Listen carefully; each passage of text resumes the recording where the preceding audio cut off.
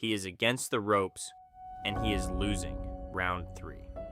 The hardest hitting man on earth has him pinned, and the punches are landing, and 60,000 people in a stadium in the middle of Africa are watching the thing they were afraid of begin to happen. The challenger is covering up, leaning back into the ropes, taking it. And every person who knows boxing understands exactly what they are seeing. They are watching an old fighter get destroyed, just like they said he would be.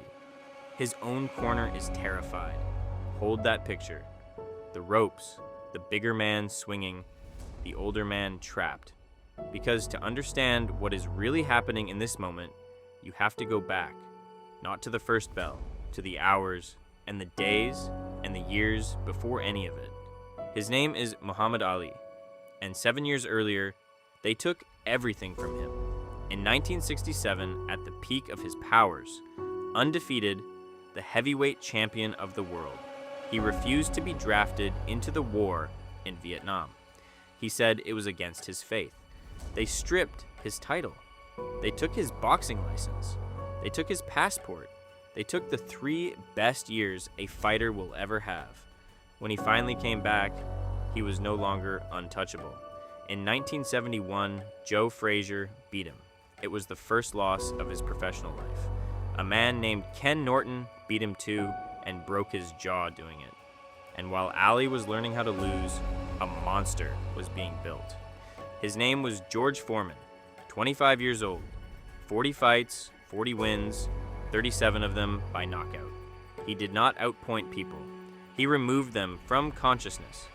And the 2 men who had beaten Ali, Frazier, and Norton, the men who had pushed him to the edge, Foreman walked through both of them in 2 rounds each.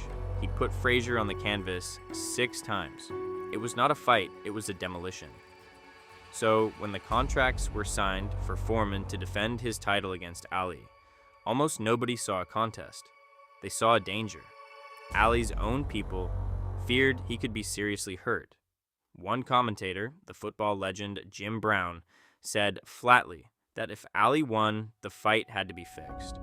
Ali walked in a 4-1 underdog, 32 years old, in a sport that does not forgive 32. And then there was where they would do it. A man named Don King, a promoter with wild hair and a wilder mouth, fresh out of prison, made an impossible promise. $5 million to each fighter. More money than any boxer had ever been paid. There was just one problem: he did not have it, so he found someone who did, Mobutu Sese Seko, the dictator of a country then called Zaire, in the heart of Africa. Mobutu put up the money taken from one of the poorest nations on earth, because he wanted the world to look at him and at his country for one night. He had a slogan plastered across the city: a fight between 2 black men in a black nation, organized by blacks, seen by the whole world. King's first idea for the name was from the slave ship to the championship. Mobutu hated it. He had the posters burned. The name that stuck was something else entirely, something Ali said off the top of his head in front of the cameras: the rumble in the jungle.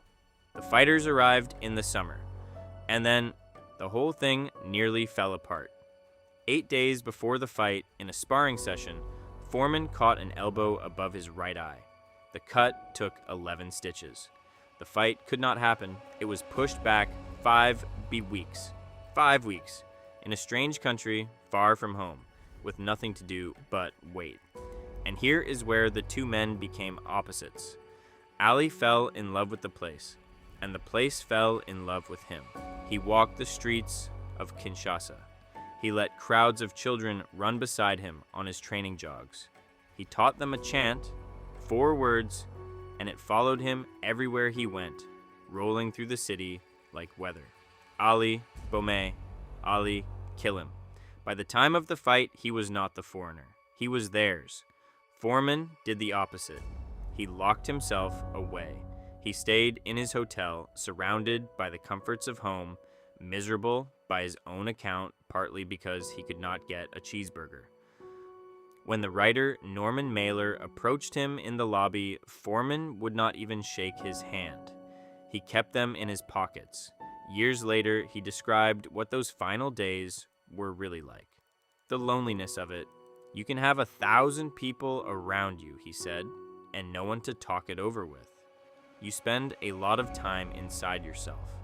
There was a darkness underneath all of it that almost no one in the crowd could see. The stadium they would fight in, the Stade du 20e Mai, had cells beneath it. There are accounts that political prisoners were held below the very ground where the world was about to celebrate. Triumph and horror, stacked on top of each other, in the same building. And then the waiting ended. Because of the time difference, because America had to watch in prime time, the fight would start in the dead of night, 4 o'clock in the morning. The fighters walked out under stadium lights into the African dark. 60,000 people roaring in the blackness. 1 billion more watching around the world on grainy screens. It was the most watched event the planet had ever seen. Ali got to the ring first, and he did something nobody expected. Everyone, for weeks, had assumed his only hope was to dance, to move, to run, to use his footwork and survive. He had said so himself. Instead, when the first bell rang, Ali walked straight at the most dangerous puncher alive and threw hard right hands directly at his head. It was either madness or genius. For now, it looked like madness, because Foreman started landing, and by the third round, Ali was on the ropes. And that brings us back to where we began. The old man trapped, the punches coming, his corner in a panic. But Ali was not trapped. Ali was fishing. He leaned back into the loose ropes, let them absorb the force, covered the places that mattered, and let George Foreman hit him on purpose. Round after round, he invited the strongest man in boxing to throw everything he had into Ali's arms and body and the empty air. His trainer would later give the tactic a name because he thought you had to be a fool to try it. The rope, a dope. And between the punches, Ali talked. He leaned into Foreman's ear and taunted him. "That all you got, George? They told me you could hit." Foreman, years later, remembered hitting Ali with the hardest body shot he had ever landed on any human being. He said anyone else in the world would have crumbled, and Ali looked at him and, through the pain, gave him a look that said one thing: "I am not going to let you hurt me." By the 5th round, something was wrong with the monster. The sledgehammer punches were turning into slaps.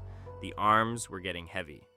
Foreman had spent his entire life ending fights in 2 rounds.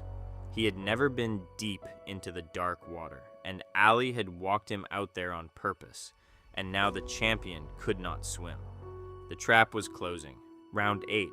Foreman, exhausted, swinging on fumes, and Ali came off the ropes. A left, a right, a combination so fast and so clean, it seemed to come from another fight entirely.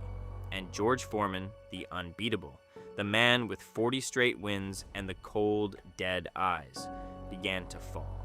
He went down slowly, almost gracefully, a great tree coming down. The referee counted. Foreman did not get up in time.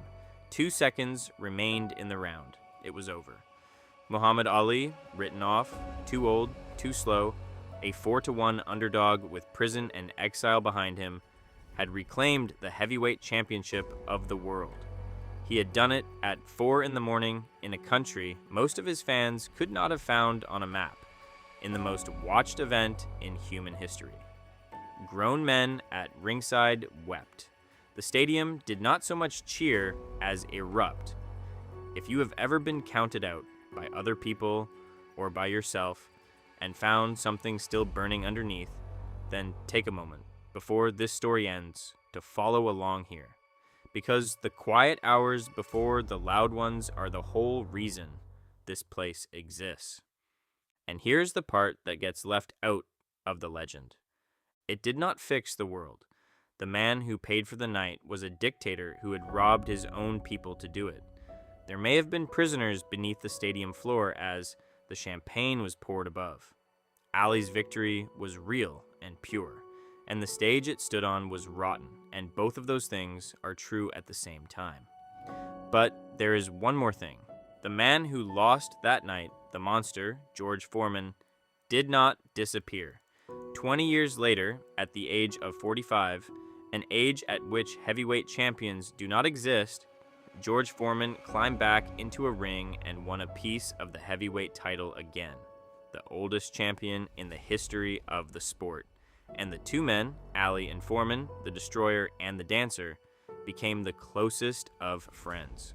Foreman said it himself. By 1984, we loved each other. I am not closer to anyone in this life than I am to Muhammad Ali. So, go back, one last time, to that third round. The ropes, the bigger man swinging, the older man covering up while the whole world held its breath and feared the worst. He was not losing. He was waiting. History happens in the hours.